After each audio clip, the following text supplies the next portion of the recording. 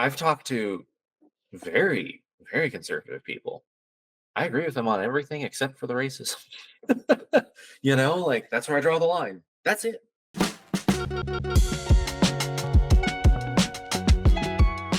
It's maybe it's your first thought, and you never listen to your Yeah. first thought. You listen to your second thought. But your first thought is the exact thing that the unconscious bias is supposed to represent. Yeah.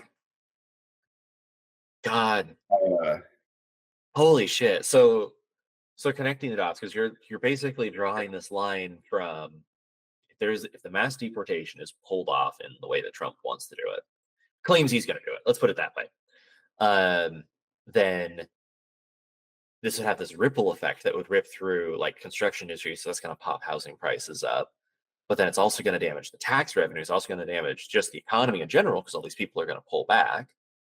And yeah, we kind of know from experience, like Americans aren't going to hop to these jobs because they don't pay living wages. Everyone's hunting for that right now. I'm testament to that. So I have worked in factory and construction pretty much my entire adult life, and I've worked in farming as a teenager. So I've been around Same. my fair share of immigrant workers, and they are incredibly hard workers for the Holy most part. shit. Obviously, you get some shitheads everywhere, but for the most part, it's because they have something to live for here.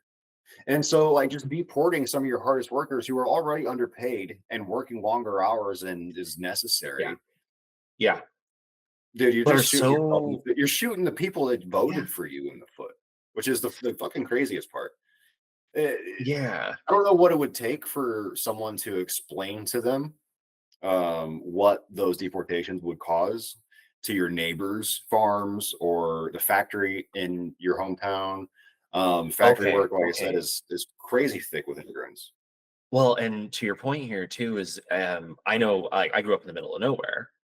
I know how it feels to look at the stuff that goes on in town and be like, that'll never affect me. The city's an hour and a half away. Not my problem. Until you experience a housing bubble where whichever place is popular, be it farmlands, be it suburbs, be it city, whichever one gains popularity immediately fills. And then people start to look at the fringes and it'll create this fucking tidal wave of increasing costs. We saw this happen in California and with San Francisco. That went from a shithole that people didn't want to live in to a tech boom capital. And that bled out to an hour and a half north into wine country. It raised wine country house prices more than wine country did. Holy shit. I've never considered all this. I always just think about it like, well, fuck, they contribute taxes, they're labor.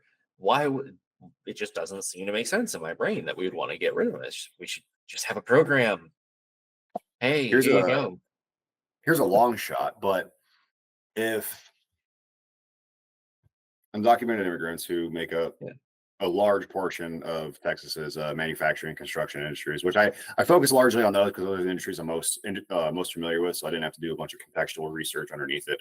This was just Yeah. easier, and Yeah. it's all where they're concentrated, so it just made the most sense. Anyway, Americans will have to replace those jobs, which Yeah. means those companies will have to pay more, which means inflation. They should. But it Yeah. also means more Americans doing more physical labor again. More Which is kind of Americans a good swinging thing. that fucking hammer, learning that skill again. Yeah.